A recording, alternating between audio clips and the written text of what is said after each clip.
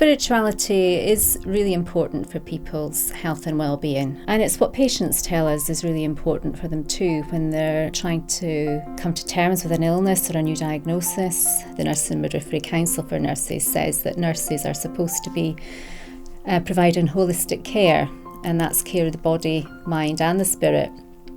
But of course they're quite good at the body and the mind bit, but they're not quite so sure about the spirit bit, and they have told us that they don't feel prepared for this aspect of the practice. They want more training, more guidance, more education.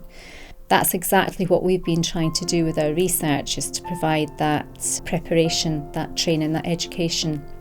We've produced the EPIC Spiritual Care Education Standard, and that's the standard that's been adopted across many parts of Europe and by NHS Wales.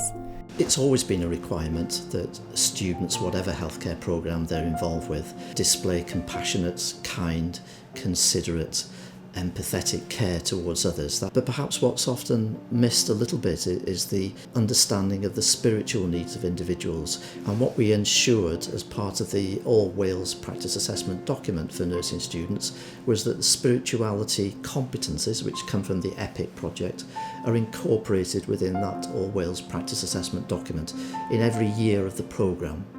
When I worked as a government official and as a practicing nurse myself, what you wanted to have is confidence that things that you're doing is properly evidence-based.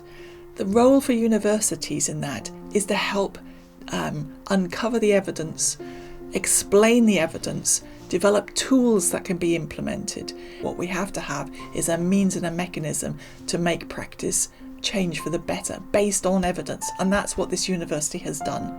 It's worked with the regulator, it's worked with government to say, here's the evidence, this is what we should do, and here are the tools in order to make the change.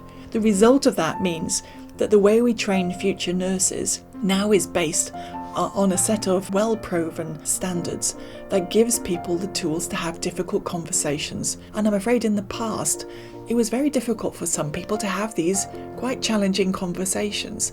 And these standards enable us to both help the teachers teach the students, but also to make sure that our professionals of the future feel comfortable to have the conversations that are meaningful to our patients in Wales. It's for the betterment of us all.